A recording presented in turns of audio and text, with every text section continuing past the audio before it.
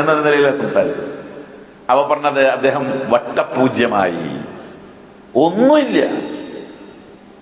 ഒന്നുമില്ല എന്ന് മാത്രമല്ല, മറ്റൊരു സ്ഥലത്ത് ഒരു മുറുക്കാൻ കടയിട്ടിട്ട്, പെട്ടിക്കടയിട്ടിട്ട് അയാൾ ജീവിക്കുന്നു. വീട് വീടാണ്, വാടക വീട്ടിലാണ് താമസം. ഈ ഒരു അവസ്ഥ എന്താണ് എന്നറിയുന്നതിന് വേണ്ടിയാണ് ഞാൻ കഴിഞ്ഞ പ്രാവശ്യം യാത്ര ചെയ്തത്. എന്തുകൊണ്ട് പറ്റി? അപ്പൊ എന്താ സംഭവം? വലിയ എമൗണ്ടുകൾ ബാങ്കിൽ നിന്ന് ലോൺ എടുത്ത് വലിയ വലിയ ബിസിനസ് സാമ്രാജ്യങ്ങൾ, അതിനേക്കാൾ വലുത്, നിലവിലുള്ളതിനേക്കാൾ വലുത് കെട്ടിപ്പടുക്കാൻ പോയി ലോൺ എടുത്തിട്ട്. എന്നാൽ ലോൺ എടുക്കേണ്ട ആവശ്യം അദ്ദേഹത്തിനില്ല. ബാങ്ക് നേരത്തെ കാലത്തെ ലോൺ അനുവദിച്ചിട്ട് ഇടുന്നൊരു സമ്പ്രദായമുണ്ട്. ആ ലോൺ അനുവദിച്ചിരുന്ന സമ്പ്രദായത്തെ ആവശ്യമാണെങ്കിൽ എടുത്താൽ മതി, അപ്പോഴെന്ത് ചെയ്യുള്ളൂ, അത് ലോൺ ആവുകയുള്ളൂ. അത് അടക്കം എന്ത് ചെയ്തിരിക്കുന്നു, എടുത്ത് വലിയ എസ്റ്റേറ്റുകളും മറ്റുമെല്ലാം വാങ്ങിക്കാൻ ശ്രമിക്കുന്നതിനിടയിൽ ഇത് ഓവറായി, അടക്കാൻ വൈകുകയോ മറ്റൊക്കെ ചെയ്ത് ബിസിനസ് ഉദ്ദേശിച്ച പോലെ മുന്നോട്ട് പോയില്ല. പലയിടങ്ങളിലും കൊടുത്ത് ചെക്കുകൾ മടങ്ങാൻ തുടങ്ങി. അവസാനം കേസായി, എല്ലാം എഴുതി കൊടുത്തു, ജപ്തി ചെയ്തു, എല്ലാം നഷ്ടപ്പെട്ടു. അദ്ദേഹത്തെ പോയി കണ്ടു, അത്ഭുതപ്പെട്ടു പോയി.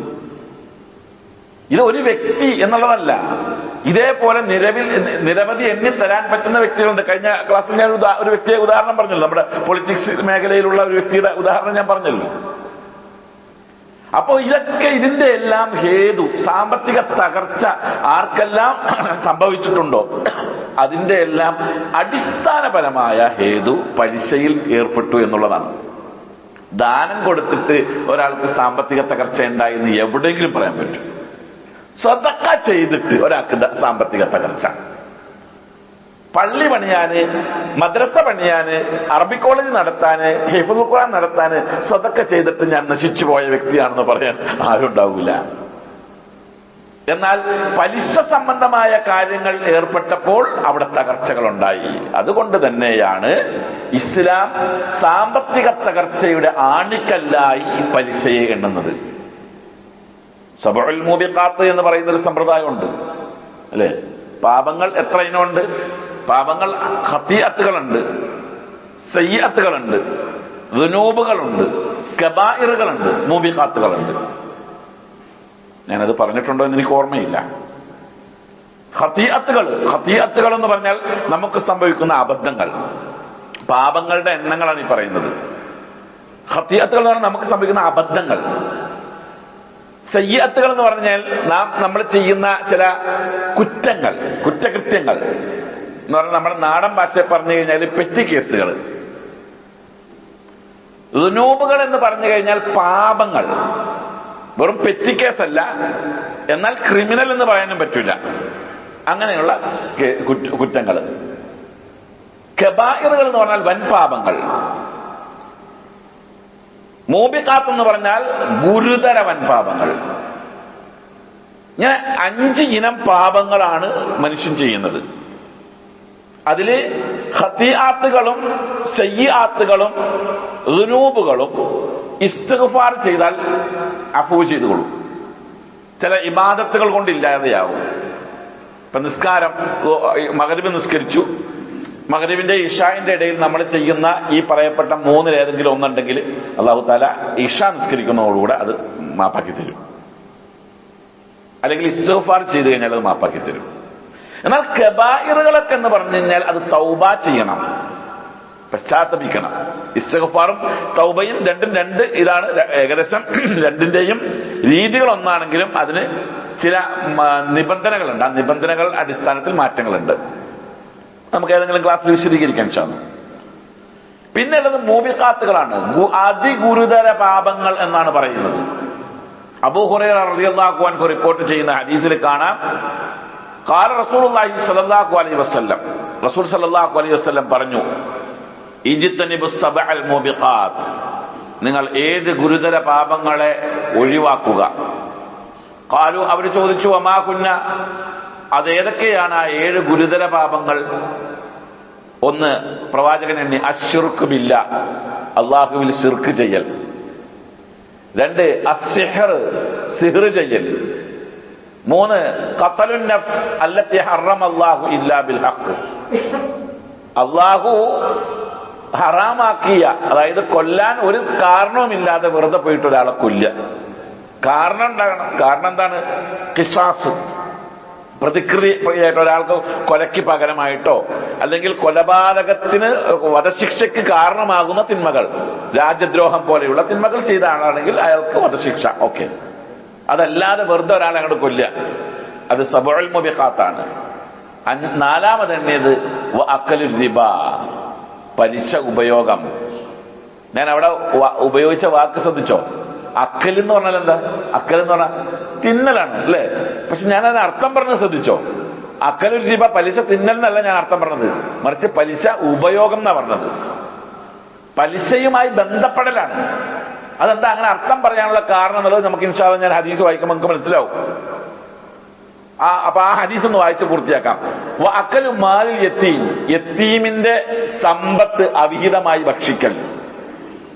വതവല്ലി യൗമ സഹഫി, യുദ്ധത്തിൽ നിന്ന് പിന്തിരിഞ്ഞോടൽ. വഖദ്ഫുൽ മുഹ്സനാത്തിൽ മുഅ്മിനാത്തിൽ ഗാഫിലാത്തി, നല്ല സച്ചരിതരായ മുസ്ലിം മുഅ്മിനീങ്ങളായ പെണ്ണുങ്ങളെ പറ്റി അപവാദം പറഞ്ഞ് പ്രചരിപ്പിക്കൽ. ഈ 7 വൻ പാപങ്ങൾ, ഗുരുതര പാപം എന്നാണ് എണ്ണിയത്.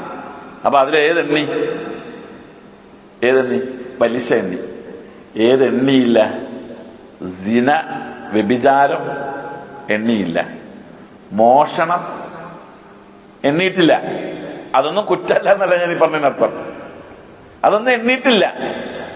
പക്ഷെ അക്കലുർ റിബ, പലിശ ഉപയോഗത്തെ എണ്ണിയിട്ടുണ്ട്. ഔഫ് ഇബ്നു അബി ജുഹൈഫ റളിയല്ലാഹു അൻഹു റിപ്പോർട്ട് ചെയ്യുന്ന ഹദീസ് ഇമാം ബുഖാരി സഹീഹുൽ ബുഖാരിയിൽ രേഖപ്പെടുത്തിയതാ. ആദ്യം വായിച്ച ഹദീസ് ഇമാം ബുഖാരി സഹീഹുൽ ബുഖാരിയിൽ രേഖപ്പെടുത്തിയതാ. അദ്ദേഹം പറഞ്ഞു, റഅയ്തു അബി, ഞാൻ എന്റെ പിതാവിനെ കണ്ടു. ഫഖാല, പിതാവ് പറയുന്നതായിട്ട് ഞാൻ കേട്ടിട്ടുണ്ട്. ഇന്ന നബി സല്ലല്ലാഹു അലൈഹി വസല്ലം, നബി സല്ലല്ലാഹു അലൈഹി വസല്ലം ഖദ് നഹാ അൻ സമനി ദമ, രക്തം വിറ്റ് കിട്ടുന്ന പൈസയെ പ്രവാചകൻ തടഞ്ഞിട്ടുണ്ട്. രക്തം വിൽക്കാൻ പാടില്ല. രക്തം വേണമെങ്കിൽ കൊടുക്കാം, അതിന് ദാനമെന്നൊന്നും പറയാൻ പറ്റില്ല. രക്തം എന്ത് ചെയ്യാ? കൊടുത്ത് സഹായിക്കാം. ദാനമെന്ന് പറഞ്ഞാൽ എന്ത് ചെയ്യണം? അതിന് നമുക്ക് ഒരു പ്രതിഫലം കാംക്ഷിച്ചുകൊണ്ടായിരിക്കണം. അങ്ങനെയൊന്നും കാംക്ഷിക്കണ്ട. നമ്മൾ ഒരാളെ സഹായിക്കുക, രക്തം കൊടുക്കുക. രക്തം വിറ്റ് കിട്ടുന്ന പൈസ, ചില ആൾക്കാർ പണത്തിന് രക്തം കൊടുക്കാറുണ്ട്, രക്തദാനം ചെയ്യാറുണ്ട്. അതിന് പണം വാങ്ങിക്കുകയും എന്നിട്ട് അതിന് കൊടുക്കുന്ന പേര് രക്തദാനം എന്ന് പറയുകയും ചെയ്യുക എന്നുള്ളത് രണ്ടും വിരോധാഭാസമുള്ള കാര്യമാണ്. സമനിൽ കെൽബ്, നായയെ വിറ്റ് പൈസ മേടിക്കൽ. കെൽബ്, നായയെ വിറ്റ് പൈസ മേടിക്കൽ തടഞ്ഞിട്ടുണ്ട്. അക്കിലി റിബ, പലിശ ഉപയോഗിക്കലും പ്രവാചകൻ തടഞ്ഞിട്ടുണ്ട്. ആ 3 എണ്ണത്തിനെയും തടഞ്ഞായിട്ട് ഹദീസ് കൊണ്ട് സ്ഥിരപ്പെട്ടതാണ്. കാരണം എന്താണെന്ന് വെച്ചാല് അള്ളാഹു ഭൂമിയിൽ യുദ്ധം പ്രഖ്യാപിച്ച ചില ആളുകളുണ്ട്. അള്ളാഹുവും റസൂലും ഭൂമിയിൽ യുദ്ധം പ്രഖ്യാപിച്ച ആളുകൾ.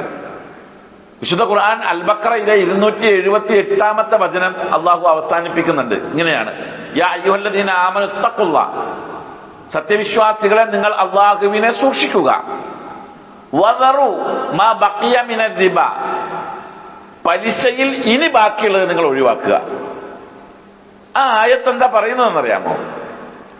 ഇത് പലിശ വാങ്ങിക്കുന്ന ആളുകൾക്ക് മാത്രം ബാധകമാണെന്ന് കരുതണ്ട, പലിശ കൊടുക്കുന്നവർക്കും ബാധകമാണ് എന്ന് പറഞ്ഞാൽ പലിശയിൽ ഇനി ബാക്കിയുള്ളത് ഒഴിവാക്കണമെന്ന് പറഞ്ഞാൽ ഈ ആശയം നമ്മുടെ കയ്യിൽ കിട്ടിയാൽ ആ നിമിഷം തന്നെ പലിശ സംബന്ധമായിട്ടുള്ള എല്ലാ ഇടപാടുകളും ക്ലോസ് ചെയ്യണം തന്നെ ഖുർആൻ പറയുന്നത്. എന്നിട്ട് പറയുന്നു, ഇൻ കുന്തും മുഅ്മിനീൻ, നിങ്ങൾ മുഅ്മിനീങ്ങളാണെങ്കിൽ.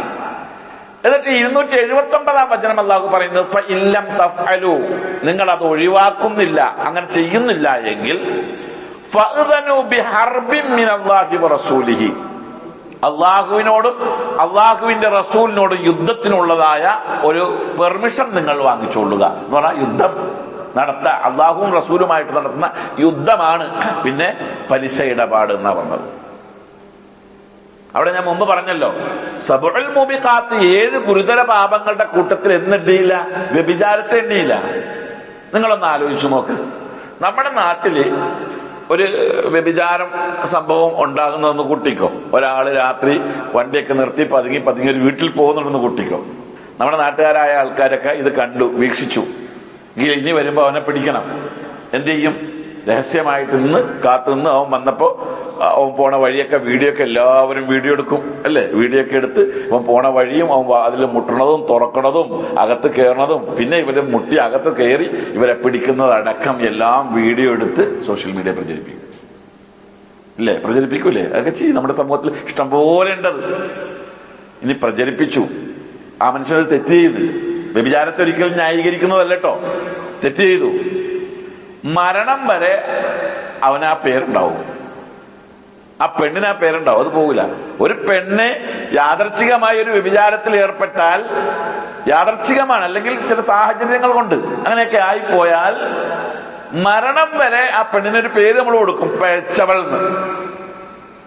ഇനി അവൾ തൗബ ചെയ്താലും സാലിഹത്തായാലും ഹജ്ജ് ചെയ്താലും ഉംറ ചെയ്താലും ഒക്കെ പേരുണ്ടാവും, ആ പഴയ പേരുണ്ടാവും. പണ്ട് ആ കേസിൽ പിടിക്കപ്പെട്ട അവൾ ഇപ്പൊ ഹജ്ജിന് പോയിട്ടുണ്ട് കേട്ടോ എന്ന് പറയും, അപ്പോഴും അത് എടുത്തിടുള്ളൂ. അപ്പൊ വ്യഭിചാരം എന്നുള്ളത് മ്ലേച്ഛമാണെന്ന് നമുക്കറിയാം, അത് സമൂഹത്തിൽ നാണക്കേടുണ്ടാക്കുന്ന കാര്യമാണെന്നറിയാം. അതുകൊണ്ട് തന്നെ നമ്മൾ ഇതൊക്കെ വീഡിയോ എടുത്ത് സമൂഹത്തിന്റെ മുമ്പിൽ പ്രചരിപ്പിക്കാനും അത് പരസ്യപ്പെടുത്താനൊക്കെ തയ്യാറാകുന്നുണ്ട്. അതിന്റെ കുറ്റം എന്താണെന്നുള്ളത് നമുക്ക് ചർച്ച ചെയ്യേണ്ട ഒരു കാര്യമാണ്, ചെയ്യാൻ പാടുണ്ടോ ഇല്ലയോ എന്നുള്ളത്. എന്നാൽ ഒരാൾ ബാങ്കിൽ പോകുന്നു, ലോൺ എടുക്കുന്നു, ലോൺ എടുത്തിട്ട് ബിസിനസ് തുടങ്ങുന്നു, മാസാമാസം EMI അടയ്ക്കുന്നു. ആരെങ്കിലും വീഡിയോ എടുക്കോ? ആരെങ്കിലും പരസ്യപ്പെടുത്തോ? ഇനി ഇൻ കേസ് നമ്മളിൽപ്പെട്ട ഒരാൾ, നമ്മുടെ കൂട്ടുകാരിൽപ്പെട്ട ഒരാൾ വന്നിട്ട് പറയാണ്, ഞാൻ മലപ്പുറം ടൗണിൽ ഒരു പുതിയ ബിസിനസ് സ്റ്റാർട്ട് ചെയ്തിരിക്കുന്നു, ഇന്നതിന്റെ ഒരു ബിസിനസ്, എനിക്ക് നമ്മുടെ ഇന്ന ബാങ്ക് ഇത്ര ലക്ഷം രൂപ ലോൺ തന്നിരിക്കുന്നു. ഗുഡ്, നല്ല പരിപാടി അല്ലേ? പരിപാടി കുഴപ്പമില്ല. അംഗീകാരം കൊടുക്കുന്നത്, ബാങ്കിൽ നിന്ന് ഒരാൾ ലോൺ എടുത്ത് ഒരു ബിസിനസ് സ്റ്റാർട്ട് ചെയ്തു അല്ലെങ്കിൽ ലോൺ എടുത്ത് ഒരു ഇന്ന സംഭവം നടത്തി എന്ന് പറഞ്ഞാൽ അംഗീകാരമാണ്. നിങ്ങളൊന്ന് ആലോചിച്ച് നോക്ക്, ഒരാൾ പറയാണ്, ഞാനിങ്ങനെ വ്യഭിചരിക്കാൻ പോയി, എനിക്ക് കുറച്ച് പൈസ നഷ്ടപ്പെട്ടു, ഹണി ട്രാപ്പിൽപ്പെട്ട് കുറച്ച് പൈസ നഷ്ടപ്പെട്ടു, എന്നെ ഒന്ന് സഹായിക്കണം എന്ന് പറഞ്ഞു കഴിഞ്ഞാൽ നീ തോന്നിയാസത്തിന് പോയിട്ടല്ലേ? സഹായിക്കൊന്നുമില്ല. തോന്നിയാസത്തിന് പോയിട്ടാണ് നിനക്ക് അതുണ്ടായത്, അത് ഞങ്ങൾ 5 പൈസ തരില്ല. ഒരാൾ പറയുന്ന ബാങ്കിൽ നിന്ന് ലോൺ എടുത്ത് കുടുങ്ങിപ്പോയി, ഹെൽപ്പ് ചെയ്യണം. എല്ലാ സംഘടനയും ഹെൽപ്പ് ചെയ്യും, എല്ലാ വ്യക്തികളും ഹെൽപ്പ് ചെയ്യും. നമ്മളോട് ഇപ്പൊ എത്രയോ ആളുകൾ വന്ന് ചോദിക്കുന്നുണ്ട്, ബാങ്കിൽ നിന്ന് പണം എടുത്ത് ലോൺ എടുത്ത് കുടുങ്ങിപ്പോയ വ്യക്തിയെ സഹായിക്കാൻ ബാങ്കിൽ നിന്നുള്ള പൈസ ഉപയോഗിക്കാൻ പറ്റുമോ ചോദിക്കുന്നുണ്ട്. എത്രയോ ആൾക്കാർ ചോദിക്കുന്നുണ്ട്. അപ്പൊ അതൊരു കബീഹത്തായ ഒരു വൃത്തികെട്ട പരിപാടിയായിട്ട് ഇപ്പോഴും നമ്മുടെ സമൂഹത്തിൽ തോന്നിയിട്ടില്ല, മ്ലേച്ഛമായിട്ട് തോന്നിയിട്ടില്ല. കാരണം എന്താ? നമ്മുടെ സാമ്പത്തിക വ്യവസ്ഥ അത് നിലനിൽക്കുന്നത് പലിശയിൽ അധിഷ്ഠിതമായ ഒരു സാമ്പത്തിക വ്യവസ്ഥയാണ്. പലിശരഹിത സാമ്പത്തിക വ്യവസ്ഥയില്ല. പലിശയും പലിശരഹിത സാമ്പത്തിക വ്യവസ്ഥയും തമ്മിൽ വലിയ ദൂരങ്ങളില്ല. ഒരു ചെറിയ കാഴ്ചപ്പാടിൽ വന്ന മാറ്റം മതി. എക്സാമ്പിൾ, ഞാനിവിടെ ഒരു പലിശരഹിത ബാങ്ക് അങ്ങനെ നടത്താൻ നമുക്കുള്ള ഇതിപ്പോ ഇല്ല എങ്കിലും ഞാനൊരു പലിശരഹിത ബാങ്ക് നടത്തുന്ന അങ്ങോട്ട് കൂട്ടിക്കോ. പലിശരഹിത ബാങ്കാണ്. അപ്പുറത്ത് പലിശ ഉൾപ്പെടെയുള്ള ബാങ്കാണ്. ബാങ്ക് ഇവിടെ ഒരു ഹോം ലോൺ അനുവദിക്കുന്നുണ്ട്, വീട് പണിയാനുള്ള ലോൺ അനുവദിക്കുന്നുണ്ട് എന്ന് കൂട്ടിക്കോ. പലിശ നൽകുന്ന ബാങ്ക് വീട് പണിയാൻ വേണ്ടി 20 ലക്ഷം രൂപ ലോൺ അനുവദിച്ചു. 7 കൊല്ലം കൊണ്ട് അടച്ചു തീർത്താൽ മതി, 10 കൊല്ലം കൊണ്ട് അടച്ചു തീർത്താൽ മതി. EMI നിശ്ചയിച്ചു. ഈ 20 ലക്ഷം രൂപ ഈ പറയപ്പെട്ട കാലയളവിൽ അടച്ചു തീർത്ത് വരുമ്പോഴേക്കും അത് 30, 35, 40 ലക്ഷം രൂപയാവും. അവന്റെ EMI തെറ്റിക്കഴിഞ്ഞാൽ അതിന്റെ മുകളിലേക്ക് പോകും. എന്നാൽ പലിശരഹിത ബാങ്കായ ഞാൻ ഇവിടെ എന്താ ചെയ്യുന്നത്?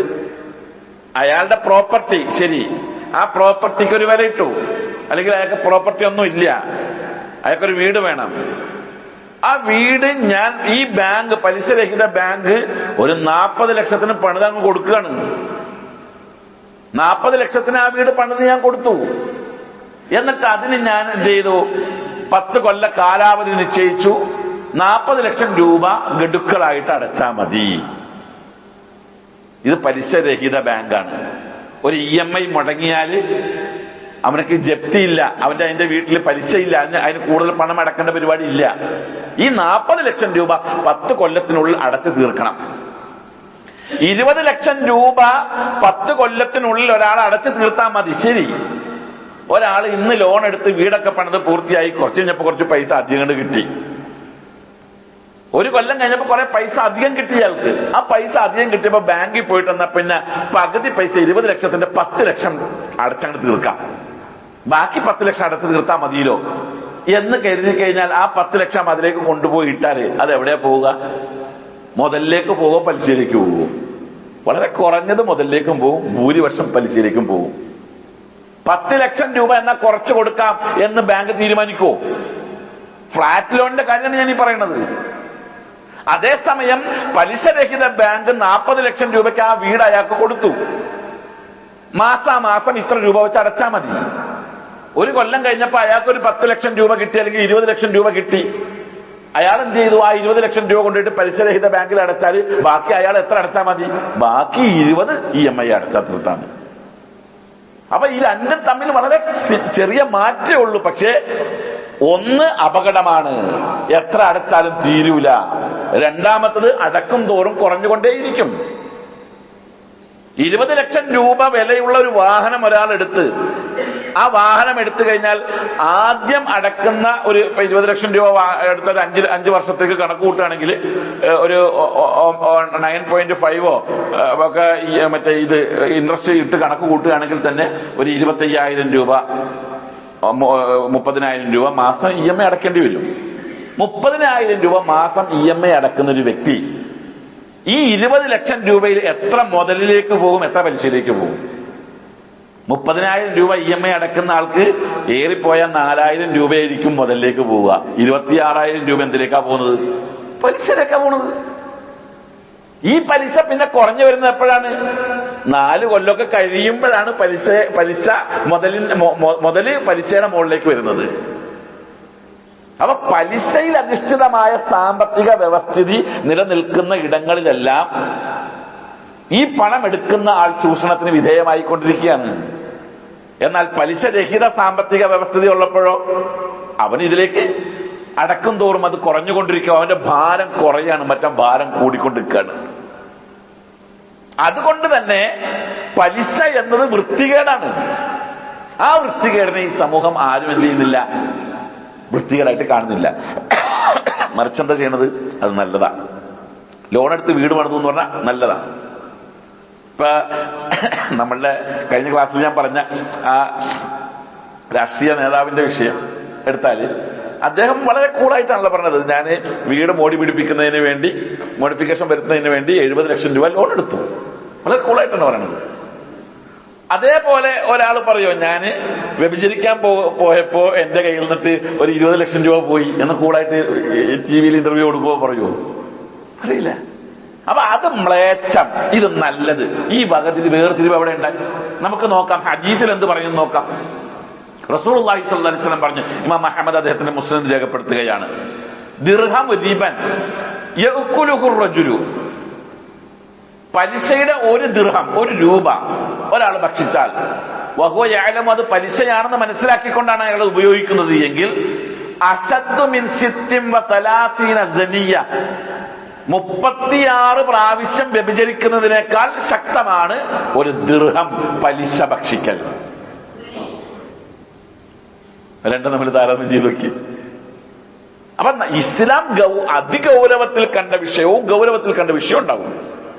പക്ഷെ അതിഗൗരവത്തിൽ കണ്ട വിഷയങ്ങളെല്ലാം നമ്മൾ സാധാരണ രീതിയിലായിരിക്കുകയാണ്. കാരണം എന്താ വെച്ച് കഴിഞ്ഞാല് അത് നമ്മുടെ നിത്യജീവിതത്തിന്റെ ഭാഗമായി. ഇനി അത് നമുക്ക് ഒഴിച്ചുകൂടാൻ കഴിയില്ല എന്ന ഒരു കാഴ്ചപ്പാടിലേക്ക് ആളുകൾ എത്തി എന്നുള്ളത് കൊണ്ടാണ്. ഇസ്ലാമിൽ ഏറ്റവും അവസാനം നിരോധിച്ച തിന്മ ഏതാണെന്നറിയോ? പലിശ. ഏറ്റവും അവസാനം നിരോധിച്ച തിന്മയാണ് പലിശ. റസൂലുള്ളാഹി സ്വല്ലല്ലാഹി അലൈഹി വസല്ലം ഹജ്ജത്തുൽ വിദാഇന്റെ സമയത്ത് പറഞ്ഞു, അലാ ഇന്ന കുല്ല ഷൈഇൻ മിൻ അംരിൽ ജാഹിലിയ്യത്തി തഹത ഖദമി മൗദൂഉൻ, ജാഹിലിയ്യ കാലഘട്ടത്തിലുള്ള എല്ലാ തിന്മകളും ഞാൻ എന്റെ കാൽ ചുവട്ടിൽ കുഴിച്ചു മൂടുകയാണ്. എന്നിട്ട് പറഞ്ഞു വദിബൽ ജാഹിലിയ്യത്തി മൗളൂഉൻ, ജാഹിലിയ്യത്തിലെ പലിശയും ഞാൻ എന്റെ കാൽ ചുവട്ടിൽ കുഴിച്ചു മൂടുകയാണ്. വ അവ്വലു റിബൻ അളഉ മിൻ റിബാന റിബൽ അബ്ബാസ് ഇബ്നു അബ്ദുൽ മുത്തലിബ്, ഞങ്ങളുടെ കൂട്ടത്തില് ഞങ്ങളുടെ കുടുംബത്തിൽപ്പെട്ട അബ്ബാസ് ഇബ്നു അബ്ദുൽ മുത്തലിബിന്റെ പലിശയാണ് ഞാൻ ആദ്യമായിട്ട് ഇവിടെ ഇല്ലായ്മ ചെയ്യുന്നത്. ഇനി അബ്ബാസ് ഇബ്നു അബ്ദുൽ മുത്തലിബിന് ആരും പലിശ കൊടുക്കാൻ പാടില്ല. ഇവിടെ ക്യാൻസൽ ചെയ്തിരിക്കുന്നു, എഴുതി തള്ളിയിരിക്കുന്നു. ഫഇന്നഹു മൗളൂഉൻ കുല്ലുഹും, അത് മുഴുവനും എഴുതി തള്ളി കുഴിച്ചു മൂടിയിരിക്കുന്നു. ആ കുഴിമാന്തി പുറത്തെടുത്തതല്ലേ നമ്മുടെ നാശത്തിന്റെ കാരണം? അള്ളാന്റെ റസൂല് കുഴിച്ചു മൂടിയ പലിശ കുഴിമാന്തി. ന്യായങ്ങൾ പറഞ്ഞു. ഇപ്പോഴും ഈ ഒരു അപകടത്തിൽ നിന്ന്, അപകടത്തിന്റെ വിഷയത്തിൽ സംശയം നമ്മുടെ ആളുകൾക്ക് തീർന്നിട്ടില്ലല്ലോ. കഴിഞ്ഞ വെള്ളിയാഴ്ച ജുമാ കഴിഞ്ഞിട്ട് എന്നോട് ഒരാൾ വന്നിട്ട് പലിശ സംബന്ധമായ വിഷയത്തിൽ സംശയം ചോദിച്ചു. കഴിഞ്ഞ വെള്ളിയാഴ്ച ഞാനൊരു കാര്യം ചോദിക്കട്ടെ. ഒരു കുപ്പിയില് വിഷമുണ്ട്, ഒരു കുപ്പിയിൽ വിഷമുണ്ട്. ഈ മേശപ്പുറത്ത് നിറയെ ഗ്ലാസുകൾ നിറയെ വെള്ളമുണ്ട്. അപ്പൊ ഞാൻ പറയാണ് അതിൽ പല ഗ്ലാസുകളിലും വെള്ളത്തിൽ വിഷം ചേർത്തതാണ് എന്ന് പറഞ്ഞാൽ അതിൽ ഏതെങ്കിലും ഗ്ലാസ്സിലത്തെ വെള്ളം എടുത്താലും കുടിക്കുമോ? ഇല്ല, കാരണം സംശയമാണ്. അപ്പൊ എന്നോട് ഒരു ഗ്ലാസ്സിൽ നിന്ന് വെള്ളം എടുത്ത് ഇതിൽ വിഷം ഉണ്ടാകാൻ സാധ്യതയുണ്ടോ മൗലവി എന്ന് ചോദിച്ചാൽ, അങ്ങനെ ചോദിക്കുന്നവൻ ബുദ്ധിമാനാണോ വിഡ്ഢിയാണോ? കാരണം വിഷം ഏതിനും ആകാം. ഇപ്പോഴും അങ്ങനെ തന്നെയാണ്. അപ്പലിശയുടെ പൈസ എടുത്തിട്ട് ഇപ്പലിശ തീർക്കാമോ? അപ്പലിശയുടെ പൈസ എടുത്തിട്ട് റോട്ടും ഒരു കിണറുണ്ടാക്കാമോ? റോഡ് ടാറിങ്ങിന് കൊടുക്കാമോ? പൊതു സമൂഹത്തിന് സമർപ്പിക്കാമോ? ഇതിന് മസാല ആര് പറയണം? മൗലവി പറയണം. മൗലവി ഇതിന് മസാല എവിടുന്നാ പറയാ? ഇജ്തിഹാദ് ചെയ്ത് പറയണം. കാരണം ഖുർആനിലും ഹദീസിലും നിരോധിച്ച കാര്യമാണല്ലോ. നമ്മള് ഖുർആനിൽ നിന്നും ഹദീസിൽ നിന്നും ഒരു കാര്യം എടുക്കുമ്പോൾ റസൂലുള്ളാഹിയുടെ കാലത്ത് റോഡ് പണിയാൻ വേണ്ടി പലിശയുടെ പൈസ ചെലവാക്കിയതായിട്ട് തെളിവാണ് നമ്മുടെ കയ്യിൽ. റസൂലിന്റെ കാലത്ത് ഒരു പലിശ ഏർപ്പാട് ക്ലോസ് ചെയ്യാൻ വേണ്ടി ഈ പലിശയിൽ നിന്ന് എടുത്തതായിട്ട് തെളിവ് വേണം. വേണ്ട, മറ്റൊരു കാര്യം എടുക്കാം. ഇസ്ലാമിൽ ഏറ്റവും ഗൗരവമുള്ള ഒരു വിഷയമായിരുന്നില്ല അടിമത്ത വ്യവസ്ഥിതി, അല്ലേ? അടിമയെ മോചിപ്പിക്കുന്നതിന് വേണ്ടി പ്രവാചകൻ, ഇപ്പോ ബിലാൽ റളിയല്ലാഹു അൻഹുവിനെ മോചിപ്പിക്കുന്നതിന് വേണ്ടി പ്രവാചകൻ എന്താ പറഞ്ഞത്? അബൂബക്കർ സിദ്ദീഖിനെ ചുമതലപ്പെടുത്തിയതാണ്. അദ്ദേഹമാണ് അത് മോചിപ്പിച്ചത്. അദ്ദേഹത്തിന്റെ പണം എടുത്തിട്ടാണ് മോചിപ്പിച്ചത്, അല്ലേ? സൽമാൻ ഫാരിസ് റളിയല്ലാഹു അൻഹുവിനെ മോചിപ്പിക്കുന്നതിന് വേണ്ടി വലിയ എമൗണ്ട് ചെലവാക്കി. ഈ എമൗണ്ട് ചെലവാക്കിയ സമയത്ത് നിങ്ങൾ ആലോചിച്ച് നോക്ക്, ആരുടെങ്കിലും കയ്യിൽ പലിശയുടെ പൈസ ഇരിപ്പുണ്ടോ? എങ്കിൽ അതും കൂടെ ഇല്ലേ. കാരണം അടിമേനെ മോചിപ്പിക്കലല്ലേ. അതും മുസ്ലിമിന്റെ കയ്യിലല്ലല്ലോ കൊടുക്കണത്, അവിശ്വാസിയുടെ കയ്യിലേക്കല്ലേ കൊടുക്കണത്. ബിലാൽ റളിയല്ലാഹു അൻഹുവിന്റെ മുകളിൽ 2 വ്യക്തികൾക്ക് ഉടമസ്ഥാവകാശം ഉണ്ടായിരുന്നു. രണ്ട് പേരുടെ അടിമയായിരുന്നു ബിലാൽ റളിയല്ലാഹു അൻഹു. ഒരാള് ഉമയ്യത്തും മറ്റൊരാള് അബൂജഹലുമായിരുന്നു. ഉമയ്യത്തിന് ഒരു എമൗണ്ട് കൊടുത്തിട്ട് എന്ത് ചെയ്തു? നിശ്ചയിക്കപ്പെട്ട എമൗണ്ട് കൊടുത്തിട്ട് ഒഴിവാക്കി. അബൂജഹലിന് അന്ന് എന്റെ കണക്ക് ഓർമ്മ ശരിയാണെങ്കിൽ 5 ഊക്കി അങ്ങാണ്ട് കൊടുത്തിട്ടാണ് ഒഴിവാക്കുന്നത്. അപ്പൊ അബൂജഹൽ പറഞ്ഞത് വെച്ചാല്, നീ ഒന്നും തന്നില്ലെങ്കിൽ ഞാൻ ബിലാലിനെ ഒഴിവാക്കുമായിരുന്നു എന്ന്. അപ്പൊ അബൂബക്കർ സിദ്ദീഖ് റളിയല്ലാഹു അൻഹു പറഞ്ഞു, 100 ഊക്കിയെ ചോദിച്ചാലും ഞാൻ തരാൻ തയ്യാറായിരുന്നു എന്ന്, ഈ മോചനത്തിന് വേണ്ടി. ഇവിടെ ഒന്നും അന്ന് ഈ പറയപ്പെട്ട ഒരു സാമൂഹ്യ ആവശ്യമായിരുന്നല്ലോ അടിമയെ മോചിപ്പിക്കൽ. എങ്കിൽ അവിടെ എവിടെയെങ്കിലും ഈ പൈസ ഉപയോഗിച്ചതായിട്ട് എവിടെയെങ്കിലും തെളിവുണ്ടോ? ഇല്ല. പക്ഷെ ഇന്ന് നമ്മൾ എന്ത് ചെയ്യാണ്? തെളിവുണ്ടാക്കിക്കൊണ്ടിരിക്കുക. അപ്പൊ നമ്മൾ പറയാണ്, ആ പൈസ എടുത്തിട്ട് ഇതിന് പറ്റുമെന്ന് ചോദിച്ചാൽ എനിക്കറിയില്ല അതിനെപ്പറ്റി. കാരണം ഒരു ഹറാം എടുത്തിട്ട് മറ്റൊരു ഹറാമിന്റെ വിഷയത്തിന് വേണ്ടി എടുക്കല. ഹറാം എല്ലാം ഹറാം തന്നെയാണല്ലോ. അവിടെ പിന്നെ മസാല ഉണ്ടാക്കണം. ഞാൻ ഇജ്തിഹാദ് ചെയ്യണം. ഞാൻ ഇജ്തിഹാദ് ചെയ്യുമ്പോൾ വ്യവസ്ഥ എന്താ? ഒരു ഇജ്തിഹാദ് ഗവേഷണം ചെയ്തൊരു കാര്യം കണ്ടുപിടിക്കണമെങ്കിലുള്ള വ്യവസ്ഥ എന്താ? അത് ഖുർആനിനും ഹദീസിനും എതിരാകാൻ പാടില്ല. ഖുർആനും ഹദീസിനും എതിരാകുന്ന ഒരു വ്യവസ്ഥ ഒരിക്കലും അനുവദിക്കില്ല. അങ്ങനെ വരുമ്പോൾ ഇന്ന് ഈ പറയപ്പെടുന്ന മസാലകളെല്ലാം വൃഥാവിൽ തന്നെയാണ്. പിന്നെ അതിന് പറയുന്ന മറ്റൊരു ന്യായമുണ്ട്. എന്താ ന്യായം? നമ്മുടെ ബാങ്കിൽ കിടക്കണ നമ്മുടെ പൈസ നമ്മൾ വേണ്ടാന്ന് പറഞ്ഞാല് പലിശ പൈസ വേണ്ടെന്ന് പറഞ്ഞാൽ ആ പൈസ എടുത്തിട്ട് ഇസ്ലാമിന്റെ ശത്രുക്കൾക്ക് ഇസ്ലാമിനെതിരെ ഉപയോഗിക്കാൻ അത് കാരണമാകൂലേന്ന്. അള്ളാഹ് ഹറാമാക്കിയ പൈസ കൊണ്ട് ഒരാൾ ആയുധം മേടിച്ച് ഇസ്ലാമിന് നേരെ വരുന്നുണ്ടെങ്കിൽ ഇസ്ലാം അപ്പൊ എന്താണ് പൊളിഞ്ഞൊരു മതാനിലയിന് വരിക. കാരണം അള്ളാഹ് ഹറാമാക്കിയ പൈസ ഒരാളെടുത്തിട്ട് ഇസ്ലാമിനെതിരെ ഉപയോഗിക്കുക, അങ്ങനെ പൊളിഞ്ഞു പോകണം അതൊന്നുമല്ല ഇസ്ലാം. കാരണം ഇത് അള്ളാഹ് സംരക്ഷിക്കുന്നു പറഞ്ഞതാ. പലിശ പൈസ കൊണ്ട് യുദ്ധം ചെയ്ത് ഇസ്ലാമിനെ തകർക്കാമെന്ന് ആരെങ്കിലും കരുതുന്നുണ്ട് എങ്കിൽ അതൊക്കെ വിഡിത്താണ്. പലിശയുടെ പണം ഒരു കാര്യത്തിനു വേണ്ടിയും നീക്കിവെക്കാൻ പറ്റില്ല എന്നുള്ളത് ഞാൻ മനസ്സിലാക്കിയ ഖുർആനും ഹദീസുമാണ്. പിന്നെ അതിന് ന്യായങ്ങൾ മാത്രമേ ഉള്ളൂ. ഇപ്പോ ജാഹിലിയ കാലഘട്ടത്തിൽ തന്നെ പരക്കെ അംഗീകരിക്കപ്പെട്ടൊരു വിഷയമാണല്ലോ പലിശ പൈസ ഹറാമാണെന്നുള്ളത്. ഇസ്ലാമിക കാലഘട്ടമല്ല ഞാൻ ഈ പറയണത്, ജാഹിലിയ കാലഘട്ടം. കഅബ ഇന്നത്തെ വലിപ്പത്തിൽ ചുരുങ്ങിപ്പോവാൻ കാരണം എന്താ? കഅബക്ക് 2 ഡോറുണ്ടായിരുന്നു. ഹിജ്ർ ഇസ്മായിൽ കഅബയുടെ ഭാഗമായിരുന്നു. റസൂലുള്ളാഹി സ്വല്ലല്ലാഹു അലൈഹി വസല്ലം പറഞ്ഞു, എനിക്കെങ്ങാനും അവസരം കിട്ടിയാൽ ഞാൻ കഅബക്ക് 2 ഡോർ ഉണ്ടാക്കുകയും പഴയ രീതിയിൽ കഅബയെ പുനർനിർമ്മിക്കുകയും ചെയ്യുമെന്ന് പറഞ്ഞിരുന്നു. പിന്നീട് മക്കം ഫതഹായതിനു ശേഷം ഇസ്ലാമിക ആധിപത്യം വന്നു കഴിഞ്ഞപ്പോ റസൂലിനോട് ചോദിച്ചു, എന്തുകൊണ്ട് നമുക്ക് കഅബ പഴയതുപോലെ ആക്കല്ലേ, ഇബ്രാഹിം നബി പണിതുപോലെ ആക്കല്ലേ എന്ന് ചോദിച്ചപ്പോ റസൂലുള്ളാഹി പറഞ്ഞു, വേണ്ട. കാരണം നമ്മളിപ്പോ കഅബയുടെ മുകളിൽ കൈവച്ചാൽ നവമുസ്ലിമീങ്ങളും ഇസ്ലാം വിമർശകരും ഉണ്ട്, അവരെല്ലാം നമ്മളെപ്പറ്റി ആക്ഷേപം പറയും. കണ്ട, മുഹമ്മദ് വന്നിട്ട് കഅബ പൊളിച്ചു എന്നേ പറയുള്ളൂ, കഅബ പുതുക്കിപ്പെടുമെന്ന് പറയില്ല, കഅബ പൊളിച്ചു എന്നേ പറയുള്ളൂ. അപ്പൊ ഓരോ ആക്ഷേപത്തിന്റെ വഴി തുറക്കണ്ട എന്ന് പറഞ്ഞുകൊണ്ടാണ് പ്രവാചകൻ ആ ഒരു പുതുക്കിപ്പണിയ അല്ലെങ്കിൽ ആ പഴയ രൂപത്തിലാക്കുക എന്നുള്ളത് നിർത്തിവെച്ചത്. പിൽക്കാലഘട്ടത്തിൽ പലരും ഈ അഭിപ്രായപ്പെട്ടപ്പോൾ റസൂലുള്ളാഹി ഈ പറഞ്ഞ അഭിപ്രായത്തെ മുന്നിൽ വെച്ചുകൊണ്ടാണ് കഅബയെ പൂർവ്വസ്ഥിതിയിലാക്കാതെ അന്നത്തെ രീതിയിലാക്കിയത്.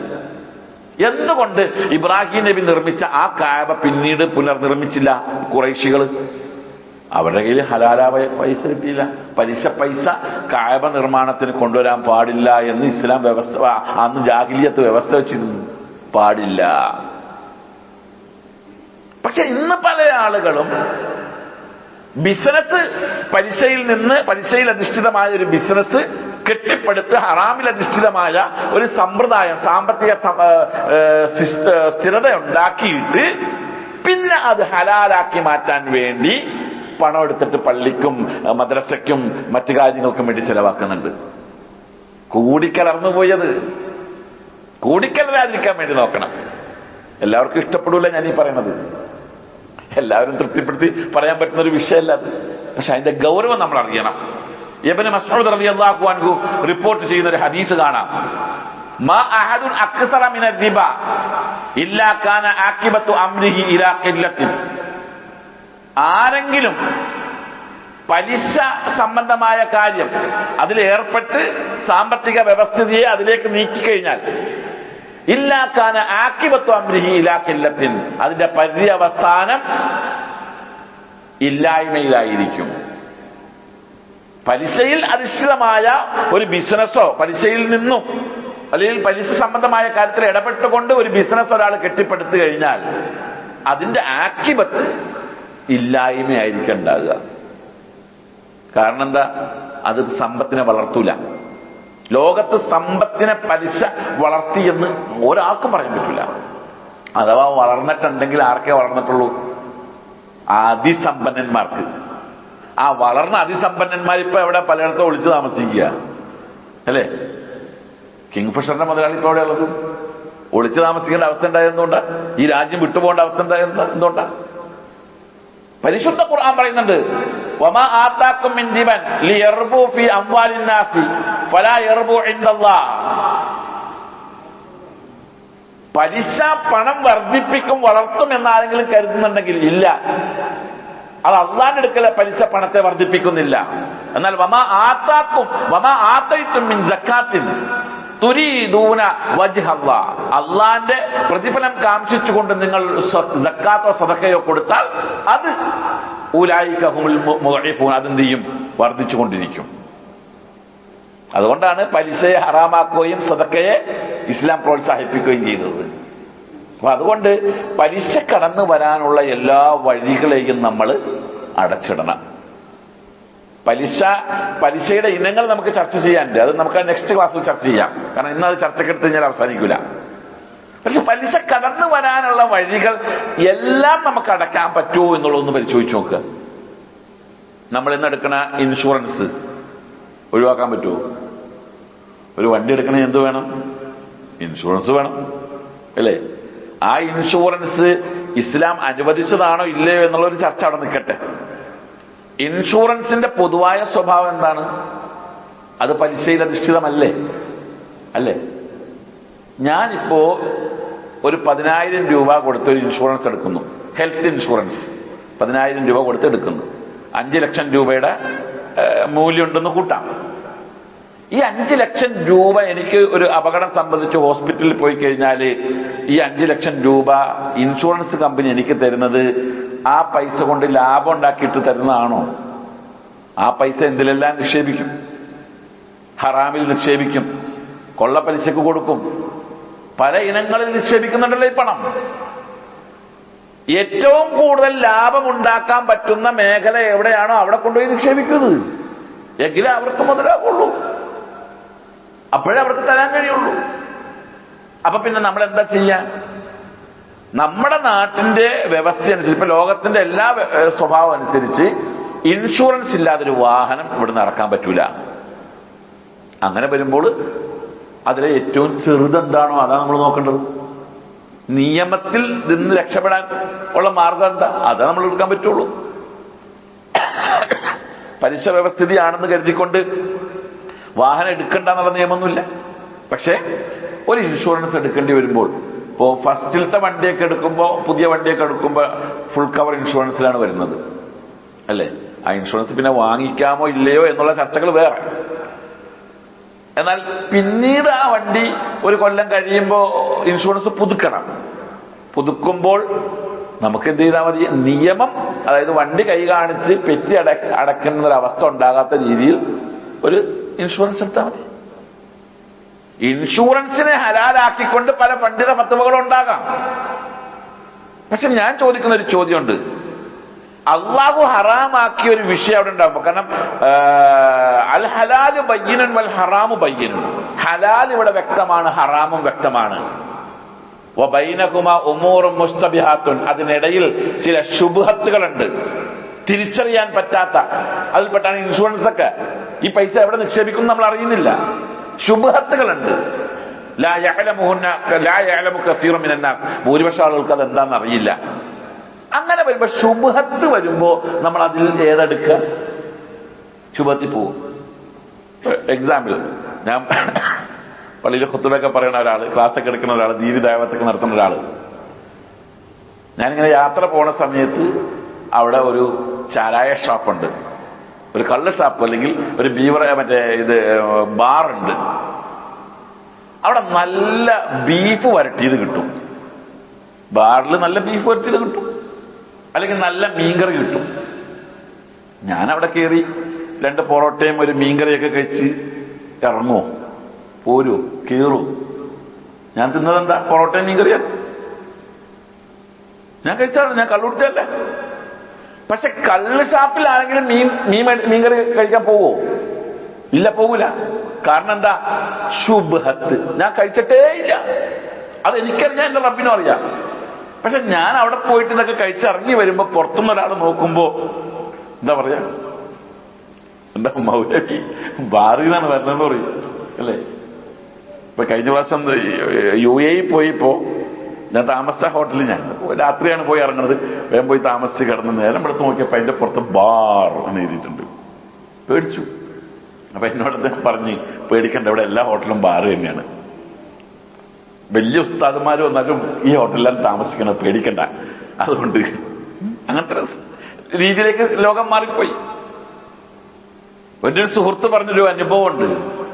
അദ്ദേഹം ഒരു യാത്ര പോണ സമയത്ത് അദ്ദേഹത്തിന് എന്ത് ചെയ്ത് അസ്വസ്ഥത ഉണ്ടായി. ബോധക്ഷയമുണ്ടാകുമോ എന്ന് ഭയം. പക്ഷെ അയാൾ നിൽക്കുന്നത് ഒരു ബാറിന്റെ മുമ്പിലാണ്. അപ്പൊ അദ്ദേഹം പടച്ചവനോട് ദ്വാരുന്നു, പടച്ചവനെ എന്തുണ്ടായാലും ഇവിടുന്ന് ഉണ്ടാക്കില്ല അതാണ്. കാരണം അവിടെ എങ്ങാനും ബോധം കെട്ട് വീണാല് ആളുകൾ എന്താ കരുതുക? കള്ളുടിച്ചിട്ട് കിടക്കുന്നല്ലേ പറയുള്ളൂ. ശുബ്ഹത്തിന്റെ മുമ്പിൽ നമ്മൾ പോയി പെടരുത്. അങ്ങനെ ഒരു സാഹചര്യം ഉണ്ടെങ്കിൽ മാത്രം വേറെ ഒരു സംവിധാനം, ഞാൻ മുമ്പ് പറഞ്ഞ പോലെ ദുബായിൽ പോയി വേറെ സംവിധാനങ്ങളില്ല, കുറവാണ്. ഹോട്ടലെടുത്ത് അവിടെയൊക്കെ ബാറായിരിക്കും, കുറച്ച് സൗകര്യമുള്ള ഹോട്ടലുകൾ. അതിനനുസരിച്ച് താമസിക്കണമെങ്കിൽ ആ ബാറുണ്ടാവും അവിടെ. അങ്ങനത്തെ സാഹചര്യം വന്നാൽ നമ്മൾ എന്ത് ചെയ്യുക? അതിൽ ഏറ്റവും എളുപ്പമുള്ള മാർഗം അത്രേ ഉള്ളൂ. ഇതിന്റെ മറവിൽ, വാഹന ഇൻഷുറൻസിന്റെ മറവിൽ ഇപ്പൊ നമ്മുടെ നാട്ടിൽ ഹെൽത്ത് ഇൻഷുറൻസുകൾ വർദ്ധിച്ചു. സുഖമില്ലാതെ ഹോസ്പിറ്റലിൽ കിടന്നപ്പോ സമയത്ത് വളരെ അടുത്ത നമ്മുടെ ദീനി ദാവത്ത് രംഗത്ത് നിൽക്കുന്ന ഒരു സഹോദരൻ എന്നോട് ചോദിച്ചത്, മൗലവി ഹെൽത്ത് ഇൻഷുറൻസ് ഒന്നും ഇതുവരെ എടുത്തിട്ടില്ലെന്നാ. അതൊരു അപരാധമായിട്ടാണ് കാണുന്നത്. തവക്കുലിനെതിരാണത് പൊതുവെ. അത് മറ്റൊരു കാര്യം. ഹറാമിന്റെ വിഷയം മറ്റൊരു ചർച്ച. അതിന്റെ പുറമെ തവക്കുലിനെതിരാണ്. ഈ ഒരു കൊല്ലം എനിക്ക് അസുഖമൊന്നും ഉണ്ടായില്ലെങ്കിലോ, പിന്നെ അതിനൊക്കെ സഭ ഫീമ അമ്പക്കൊക്കെ ഞാൻ എന്ത് മറുപടി കൊടുക്കും? ഞാനത് ചോദിക്കുന്നത്രേ ഉള്ളൂ. ഇന്ന് മുതൽ ഞാൻ അടുത്ത കൊല്ലം ഈ ദിവസം വരെയുള്ള ഒരു ഇൻഷുറൻസ് ഞാൻ എടുത്തു. എനിക്ക് ഈ കൊല്ലം ഒരസുഖവും വന്നില്ല, ഒരപകടം ഉണ്ടായില്ല. നാളെ പടച്ചോന്റെ കോടതി ചെല്ലുമ്പോൾ അള്ളാഹു ചോദിക്കുകയാണ്, നിനക്ക് തന്ന ആ 10,000 രൂപ നീ എന്തിനു വേണ്ടി ചെലവാക്കി? ഞാൻ എന്താ മറുപടി വിടുക? പടച്ചോനെ, എനിക്ക് രോഗം വരുമെന്ന് ഭയപ്പെട്ടത് കൊണ്ട് ഞാൻ ഇൻഷുറൻസ് എടുത്ത് അതിനുവേണ്ടി ചെലവാക്കി എന്ന് പറഞ്ഞാൽ അത് ന്യായമാണോ? തവക്കുൽ എന്ന് പറഞ്ഞ സംഭവം നമ്മളെ പഠിപ്പിക്കുന്നില്ല ഇസ്ലാം. അവിടെ ഇപ്പൊ ഇന്നത്തെ കാലഘട്ടം പലിശയിൽ നിന്ന് പൂർണ്ണമായി മുക്തമായി ജീവിക്കാൻ പറ്റാത്തൊരു കാലഘട്ടം അതുണ്ടാകുമെന്ന് അല്ലാഹു റസൂൽ പറഞ്ഞിട്ടുണ്ട്. അല്ലാഹുവിന്റെ റസൂൽ പറഞ്ഞതായി ഇമാം നസായി റിപ്പോർട്ടിന് ഹദീസ് കാണാം. ഖാല റസൂലുള്ളാഹി സ്വല്ലല്ലാഹു അലൈഹി വസല്ലം, യഅതി അലന്നാസി സമാൻ, ജനങ്ങൾക്കൊരു കാലഘട്ടം വരാനുണ്ട്. യഅകുലൂന റിബ, പലിശ അവർ ഉപയോഗിക്കും. ഫമല്ലം യഅകുലുഹു, ഒരാൾ പലിശ ഉപയോഗിക്കുന്നില്ല എങ്കിൽ അസാബഹു ഗുബാറുഹു, ആ പലിശയുടെ പൊടിയെങ്കിലും അയാളെ ബാധിക്കും. കണ്ടില്ലേ? ഇപ്പൊ നമ്മളിൽ ഭൂരിപക്ഷം ആളുകൾക്കും, ഭൂരിപക്ഷം എന്നല്ല എല്ലാ ആളുകൾക്കും ആ പൊടി ബാധിക്കുന്നുണ്ട്. അതെടുക്കാണ്ട് 2 വീലർ ഇല്ലാത്ത ആൾക്കാരുണ്ടാവുമല്ലോ, അതെങ്കിൽ അതിലും നമ്മൾ എന്ത് ചെയ്യുന്നുണ്ട്? ഇൻഷുറൻസിന്റെ ഇതിൽപ്പെടുന്നുണ്ട്. ഇൻഷുറൻസ് പലിശ അല്ല എന്ന് ആരും പറയാൻ പറ്റില്ല. അങ്ങനെ ആരെങ്കിലും ഫത്വ കൊടുത്തിട്ടുണ്ടെങ്കിൽ അവരുടെ വിവരക്കേടെന്ന് ഞാൻ പറയുന്നുള്ളൂ. അതിലും പലിശയുണ്ട്. പക്ഷെ ഈ സാമ്പത്തിക സംവിധാനം അങ്ങനെ വന്നു എന്നുള്ളതാണ്. അപ്പൊ അതുകൊണ്ട് നമ്മൾ പരമാവധി അത് നമ്മുടെ ജീവിതത്തിൽ ബാധിക്കുന്ന മേഖലകളിൽ നിന്ന് വിട്ടുനിൽക്കണം. അതിൽ വരാൻ സാധ്യതയുള്ള, പലിശ വരാൻ സാധ്യതയുള്ള ഒരു മേഖലയാണ് കടം. കടം കൊടുക്കൽ വാങ്ങൽ. കടം കൊടുക്കൽ വാങ്ങൽ എന്ന് പറഞ്ഞു കഴിഞ്ഞാൽ നബി സല്ലല്ലാഹു അലൈഹി വസല്ലമയിലേക്ക് ചേർത്ത് വെച്ചുകൊണ്ടൊരു റിപ്പോർട്ട് കാണാം. കുല്ലു ഖർളിൻ ജറ മൻഫഅതൻ ഫഹുവ റിബ. ഉപകാരം, ശരിക്കും ശ്രദ്ധിക്കണം കേട്ടോ, ഉപകാരം പ്രതീക്ഷിച്ചുകൊണ്ട് കൊടുക്കുന്ന എല്ലാ കട ഇടപാടുകളും പലിശയാണ്. ഉപകാരം പ്രതീക്ഷിച്ചുകൊണ്ട് കൊടുക്കുന്ന എല്ലാ കട ഇടപാടുകളും പലിശയാണ്. എക്സാമ്പിൾ, എന്നോട് വന്നിട്ട് ഒരാൾ പറയാണ്, ചോദിക്കുകയാണ്, മൗലവി ഒരു 10,000 രൂപ കടം വേണം. അപ്പൊ ഞാൻ നോക്കട്ടെ, വൈകുന്നേരം പറയാം, കൊടുക്കണോ വേണ്ടതെന്ന് ഞാൻ ആലോചിക്കുകയാണ്.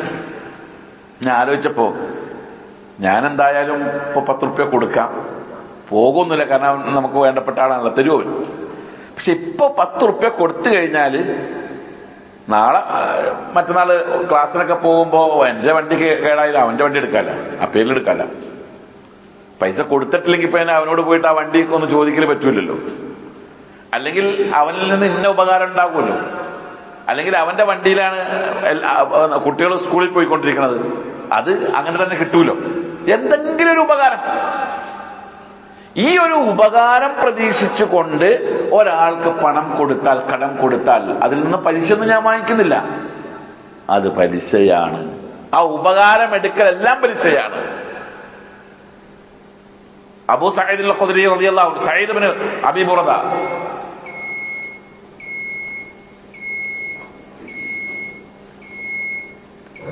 റിപ്പോർട്ട് ചെയ്യുന്ന ഒരു സംഭവം. അദ്ദേഹം മദീനയിൽ ചെന്നു. മദീനയിൽ അബ്ദുല്ലാഹി ഇബ്നു സലാം റളിയല്ലാഹു അൻഹു കൊണ്ട്, അദ്ദേഹം അറിയാലോ, അബ്ദുല്ലാഹി ഇബ്നു സലാമിനെ അറിയാലോ, ഞാൻ പറഞ്ഞിട്ടുണ്ട്. ജൂത റബ്ബി ആയിരുന്നു, പിന്നീട് ഇസ്ലാമിലേക്ക് വന്ന വ്യക്തിയാണ്. അപ്പൊ അബ്ദുല്ലാഹി ഇബ്നു സലാം റളിയല്ലാഹു അൻഹു അദ്ദേഹത്തെ കണ്ടപ്പോ പറഞ്ഞു,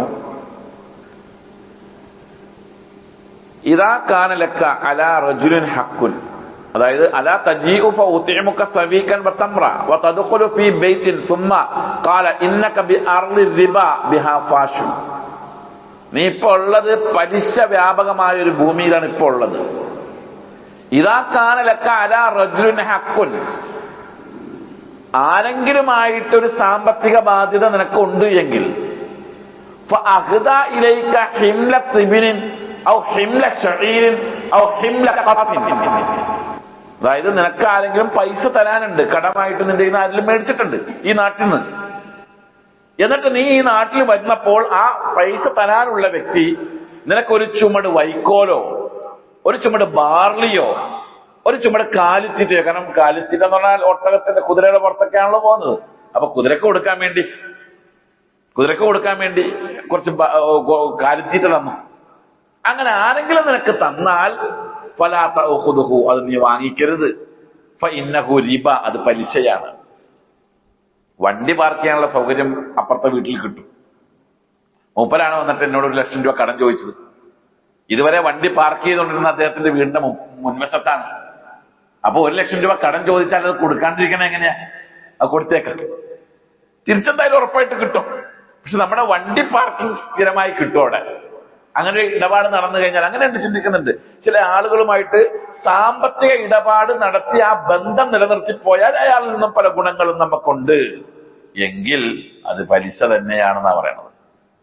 ഇനി അതിന്റെ ഉദാഹരണങ്ങൾ ചോദിച്ചിട്ട് ആരും വരണ്ട എന്നോട്. ഇതൊക്കെ ചിന്തിക്കുന്ന ആളുകൾക്ക് മനസ്സിലാക്കാൻ പറ്റും. അപ്പൊ ഞാൻ അങ്ങനെ കൊടുത്ത ഇങ്ങനെയാകോ, ഇങ്ങനെ കൊടുത്ത അങ്ങനെയാകോ എന്ന് ആരും ചോദിക്കണ്ട. ഇതൊക്കെ നമ്മൾ സൂക്ഷ്മത പാലിക്കുന്ന ഒരു മുഅ്മിനെ സംബന്ധിച്ചിടത്തോളം അത്തരം കാര്യങ്ങളിൽ നിന്ന് വിട്ടുനിൽക്കുക എന്നുള്ളതാണ്. അതുപോലെ ആ വിഷയം പറഞ്ഞപ്പോൾ അതുകൂടെ കംപ്ലീറ്റ് ആക്കി നമുക്ക് നിർത്താം. അടുത്ത ആഴ്ച നമുക്ക് എന്റെ ഇനങ്ങളെ സംബന്ധിച്ച് പറയാനുണ്ട്, പിന്നെ സാമ്പത്തിക അച്ചടക്കങ്ങളെ സംബന്ധിച്ചും പറയാനുണ്ട്. ഒരേ ഇനത്തിൽപ്പെട്ട വസ്തുക്കളെ കൈമാറ്റം നടത്തുമ്പോൾ അവിടെയും പലിശ വരും. ഒരേ ഇനത്തിൽപ്പെട്ട വസ്തുക്കൾ, മൻകാന യുഅ്മിനു ബില്ലാഹി വൽ യൗമിൽ ആഖിർ, ആരെങ്കിലും അല്ലാഹുവിലും അന്ത്യദിനത്തിലും വിശ്വസിക്കുന്നുണ്ട് എങ്കിൽ ഫലാ യഖുദന്ന ഇല്ലാ മിസ്ലൻ ബിമിസ്ലി, തുല്യമായിട്ട് കൊടുക്കൽ വാങ്ങൽ നടത്താം. ഒരേ ഇനത്തിൽപ്പെട്ട വസ്തുക്കൾ കൊടുക്കുകയും വാങ്ങുകയും ചെയ്യുമ്പോൾ നമ്മുടെ ഇന്നത്തെ ബിസിനസ് മേഖലയിൽ ഒരേ ഇനത്തിൽപ്പെട്ട വസ്തുക്കൾ കൊടുത്തു വാങ്ങിക്കുന്ന ഇടപാട് ഏതിലുള്ളത്? ജ്വല്ലറിയിലാണ് അല്ലേ? സ്വർണം കൊടുത്തിട്ട് സ്വർണം വാങ്ങുന്നു. ഇന്നലെ എന്റെ ഒരു അടുത്ത റിലേറ്റീവ് 10.5 പവൻ ഗോൾഡ് കൊടുത്തിട്ട്, പഴയ ഗോൾഡ് 10.5 പവൻ കൊടുത്തിട്ട് 9.5 പവൻ ഗോൾഡ് ഇവർക്ക് പുതിയത് കൊടുക്കുകയും 16,000 രൂപ എക്സ്ട്രാ ബില്ലടക്കുകയും ചെയ്യുമെന്ന് പറഞ്ഞു. മനസ്സിലായില്ലേ? അത് മിസ്ലം ബി മിസ്ലായോ? തുല്യതയ്ക്ക് തുല്യമായോ? ഇല്ല. നമുക്ക് ഹദീസ് വായിക്കാം, അപ്പൊ നിങ്ങൾക്ക് മനസ്സിലാവും. അബൂ സഈദ് ഖുദരി റളിയല്ലാഹു അൻഹു റിപ്പോർട്ട് ചെയ്യുന്ന ഹദീസിൽ പറയുന്നു, ഖാല റസൂലുള്ളാഹി സ്വല്ലല്ലാഹു അലൈഹി വസല്ലം, റസൂൽ സ്വല്ലല്ലാഹു അലൈഹി വസല്ലം പറഞ്ഞു, അസ്സഹബു ബിസ്സഹബി, സ്വർണം സ്വർണത്തിന് പകരം, വൽ ഫില്ലത്തു ബിൽ ഫില്ലത്തി, വെള്ളി വെള്ളിക്ക് പകരം, വൽ ബുർറു ബിൽ ബുർരി, ഗോതമ്പ് ഗോതമ്പിന് പകരം, വശഈറു ബിശ്ശഈരി, ബാർലി ബാർലിക്ക് പകരം, വത്തംറു ബിത്തംരി, ഈത്തപ്പഴം കാരക്ക കാരക്കക്ക് പകരം, വൽ മിൽഹു ബിൽ മിൽഹി, ഉപ്പ് ഉപ്പിന് പകരം, മിസ്ലം ബിമിസ്ൽ, തുല്യമായിരിക്കണം, യദം ബിയദ്, റൊക്കമായിരിക്കണം. ഫമൻ സാദ, ആരെങ്കിലും ഇതിനേക്കാൾ വർദ്ധിപ്പിച്ചാൽ, ഫഖദ് അർബൽ ആഖിദു വൽ മുഅതി ഫീഹി സവാഉൻ, ആ പലിശയിലാണ് വന്നിട്ടുള്ളത്, കൊടുത്ത ആളും വാങ്ങിയ ആളും സമാണ്. ഞാൻ മുമ്പ് ചോദിച്ചില്ലേ നിങ്ങളോട്, അക്കൽ റിബ പറയുന്നിടത്തെല്ലാം പലിശ ഉപയോഗിക്കുന്നു എന്ന് ഞാൻ പറയാനുള്ള കാരണം എന്താണെന്നുള്ളത്. അതിന്റെ കാരണം എന്താ? പലിശയുമായി ബന്ധപ്പെട്ടുകൊണ്ട് 4 ആളുകൾ ഉണ്ടാകും. ഒന്ന് പലിശ കൊടുക്കുന്നവൻ, പലിശ വാങ്ങിക്കുന്നവൻ, പലിശയ്ക്ക് സാക്ഷി നിൽക്കുന്ന ജാമ്യക്കാരൻ, അതെഴുതുന്ന ആൾ.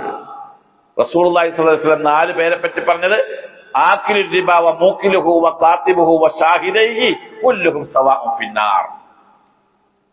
പലിശ വാങ്ങിക്കുന്നവനും കൊടുക്കുന്നവനും എഴുതുന്നവനും സാക്ഷി നിൽക്കുന്ന ആളുകളും അവർ കുല്ലുഹും സവാഉൻ പിന്നെ നരകത്തിൽ ഒരേപോലെയാണ് എല്ലാവരും. ഞാൻ കൊടുത്തിട്ടല്ലേ ഉള്ളൂ, ഞാൻ വാങ്ങിയിട്ടില്ലല്ലോ, അങ്ങനെ ചിന്തിക്കുന്ന പല ആളുകളുണ്ട്. ഇപ്പോഴും ആ ഒരു കാഴ്ചപ്പാടുള്ള ആൾക്കാർ നമ്മുടെ കൂട്ടത്തിൽ. അതായത് ഇപ്പോ പലിശയുടെ പൈസയാണ് ഇത്, ഇത്ര രൂപ നിങ്ങൾ എനിക്ക് തന്നതാണ്, ഒരു 10,000 രൂപ തന്നു, ഒരു 1000 രൂപ കൂടുതലുണ്ട് പലിശ പൈസയാണ് കേട്ടോ, നിങ്ങൾക്ക് പലിശക്ക് തന്നതാണ് എന്ന് പറഞ്ഞാൽ ആ 1000 എനിക്ക് വേണ്ട, ആ 1000 എനിക്ക് വേണ്ട, ഞാൻ തന്ന 10,000 എനിക്ക് തന്നാൽ മതി, പലിശ എനിക്ക് വേണ്ട എന്ന് നമ്മൾ പറയും. ആ ശുദ്ധി നമുക്ക് എല്ലാവർക്കും ഉണ്ട് അല്ലേ? ഒരു കുടുങ്ങുന്നൊരവസ്ഥയിൽ ഒരു 10,000 രൂപ എനിക്ക് നിങ്ങൾ കടം താ, അപ്പൊ അവൻ പറയാണ് തിരിച്ചു തരുമ്പോ 10,100 രൂപ തരണം. ആയിക്കോട്ടെ, അത് തരാം, എന്നാലും വേണ്ടില്ല, എനിക്ക് ആ പൈസ താ എന്ന് പറഞ്ഞു കൊടുക്കുന്നതിന് നമ്മൾ എന്തില്ല, എതിർപ്പില്ല. അത് അങ്ങനെയാണല്ലോ, അതുകൊണ്ടാണല്ലോ ലോൺ വരുന്നത്. നമുക്ക് ലോൺ എടുക്കാൻ താല്പര്യം കാണിക്കുന്നത് അതുകൊണ്ടാണല്ലോ. പക്ഷേ കൊടുക്കുന്നവനും വാങ്ങുന്നവനും എഴുതുന്നവനും സാക്ഷി നിൽക്കുന്നവനും സവാഉൻ ഫിന്നാർ. അവിടെയാണ് സ്വർണത്തിന്റെ കണക്കെടുക്കേണ്ടത്. സ്വർണത്തിന് പകരം തുല്യമായ സ്വർണ്ണായിരിക്കണം. അവിടെ വേറൊരു വാക്കുകൂടെ പറഞ്ഞു, യദംബിയത്, റൊക്കമായിരിക്കണം. ഇപ്പൊ സ്വർണത്തിനൊരു സ്വഭാവമുണ്ട്. അതായത് 10 പവൻ ഗോൾഡ്, മോളുടെ കല്യാണമാണ്, 10 പവന്റെ ഗോൾഡ് ഇന്ന് തരണം. പൈസ കല്യാണം കഴിഞ്ഞിട്ട് പിരിഞ്ഞ് കിട്ടിയിട്ടേ തരുള്ളൂ. സ്വർണ്ണക്കടക്കാർ കൊടുക്കും, കാരണം കല്യാണം കഴിഞ്ഞാൽ കിട്ടും ആ പൈസ. അത് യദംബിയതല്ല, റൊക്കല്ല. അത് റൊക്കമായിരിക്കണം, വ്യവസ്ഥയാണത്. ഈ ഒരു സാഹചര്യം നേരിടുമ്പോൾ എന്താ ചെയ്യേണ്ടതെന്നുള്ളതാണ്. അതിലേക്കുള്ള ഒരു ഹദീസ് കൂടെ വായിച്ച് നമുക്ക് ഈ പോയിന്റ് നമുക്ക് അവസാനിപ്പിക്കാം. റസൂലുള്ളാഹി സ്വല്ലല്ലാഹു അലൈഹി വസല്ലമയുടെ അരികിൽ അബൂ സഈദ് ഖുദരി റളിയല്ലാഹു അൻഹു റിപ്പോർട്ട് ചെയ്യുന്ന ഹദീസാണ്. മുസ്ലിം സഹീഹ് മുസ്ലിമിൽ രേഖപ്പെടുത്തിയിട്ടുണ്ട്. ജാഅ ബിലാൽ ബിതംറിൻ ബർണിയിൻ. ബിലാൽ റളിയല്ലാഹു അൻഹു ബർണി കാരക്കയുമായിട്ട് വന്നു. ബർണി കാരക്ക എന്ന് പറഞ്ഞാൽ കുറച്ച് മുന്തിയ കാരക്കയാണ്. നമ്മുടെ നാട്ടിലൊക്കെ ഉള്ള അജുവ പോലെ, അതേപോലെ അമ്പറക്ക പോലെയുള്ള മുന്തിയ തരം കാരക്കയുടെ കൂട്ടത്തിൽപ്പെട്ടതാണ് ബർണി. പലതരം കാരക്കകളുണ്ട്. കാരക്കകളുടെ പേര് കേട്ടപ്പോ ഞെട്ടിപ്പോയത് സൗദി അറേബ്യ എന്നൊരാൾ പറഞ്ഞ് 127ഓളം ഇനയുണ്ടെന്നാ പറഞ്ഞത് കാരക്ക. നമുക്ക് ആകെ 3-4 ഇനയൊക്കെ അറിയുള്ളൂ. എന്തോട്ടെ, അപ്പൊ ബർണി കാരക്കയുമായിട്ട് വന്നു. ഫഖാല ലഹു റസൂലുള്ളാഹി സ്വല്ലല്ലാഹു അലൈഹി വസല്ലം മിൻ ഐന ഹാദാ. ബർണി കാരക്ക ബിലാൽ കൊണ്ടുവരണ്ടപ്പോ, കാരണം കുറച്ച് മുന്തിയതാണല്ലേ. അപ്പൊ ചോദിച്ചു മിൻ ഐന ഹാദാ യാ ബിലാൽ, ഇത് എവിടുന്ന കിട്ടിയെന്ന് ചോദിച്ചു. ഫഖാല, ബിലാൽ റളിയല്ലാഹു അൻഹു പറഞ്ഞു, തംറുൻ കാന ഇൻദന റദിയുൻ ഫബിഅതു മിൻഹു സാഇൻ ബിസാഇൻ ലിമത്അമിൻ നബി സ്വല്ലല്ലാഹു അലൈഹി വസല്ലം. എന്റെ കയ്യിൽ കുറച്ച് നിലവാരം കുറഞ്ഞ 2 കിലോ ഈത്തപ്പഴം ഉണ്ടായിരുന്നു. നിലവാരം കുറഞ്ഞത് ലോക്കൽ ഈത്തപ്പഴം. അള്ളാന്റെ റസൂലിന് നല്ല ഈത്തപ്പഴം തരണമെന്ന് കണക്കാക്കിക്കൊണ്ട് ആ 2 കിലോ, ഞാൻ 2 കിലോ എന്ന് പറയുന്നത് സാ ആണ് ഇവിടെ കണക്ക്, പക്ഷെ നിങ്ങൾക്ക് മനസ്സിലാകുന്നതിനോട് 2 കിലോ എന്ന് പറഞ്ഞു. ആ 2 കിലോ ഈത്തപ്പഴം, വിലക്കുറഞ്ഞ ഈത്തപ്പഴം കൊടുത്തിട്ട് 1 കിലോ മുന്തിയ ഈത്തപ്പഴം നബിക്ക് തരാൻ വേണ്ടി വാങ്ങിച്ചതാണെന്ന് പറഞ്ഞു. ഫഖാല റസൂലുള്ളാഹി സ്വല്ലല്ലാഹു അലൈഹി വസല്ലം. അപ്പോൾ റസൂലുള്ളാഹി സ്വല്ലല്ലാഹു അലൈഹി വസല്ലം പറഞ്ഞു, അവ്വഹ് ഐന റിബ, ഇത് തന്നെയല്ലേ ബിലാലെ പലിശ, ഇത് തന്നെയല്ലേ പലിശ. ലാ തഫ്അൽ, ഇനി അങ്ങനെ ചെയ്യരുത്. വലാകിൻ ഇദാ അറദ്ത അൻ തസ്തരിയ തംറ, ഇനി അങ്ങനെയൊക്കെ ഈത്തപ്പഴം മേടിക്കാൻ നീ ഉദ്ദേശിക്കുന്നുണ്ട് എങ്കിൽ ഫബിഉഹു ബിബൈഇൻ ആഖറ സുമ്മ ഇസ്തരി ബിഹി. എന്താ ചെയ്യേണ്ടത്? നിന്റെ കയ്യിലുള്ള 2 കിലോ വിൽക്കുക. അതിന് എത്ര പൈസ കിട്ടുന്നു ആ പൈസക്ക് വില കൂടിയത് മേടിച്ചോ, കുഴപ്പമില്ല. ഗോൾഡ് വിൽക്കുമ്പോ എന്താ ചെയ്യേണ്ടത്? പഴയ ഗോൾഡ് വിൽക്കുക, എത്ര രൂപക്കാണെങ്കിലും അത് വിൽക്കുക. വിറ്റിട്ട് ആ പണം വാങ്ങിക്കുക, എന്നിട്ട് പുതിയ ഗോൾഡ് വാങ്ങിച്ചോ.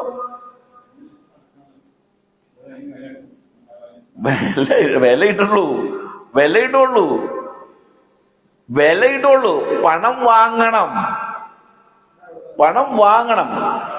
എന്നിട്ട് അവിടെ കൊടുക്കണം. അല്ലാണ്ട് വിലയിടുക എന്നുള്ളതല്ല.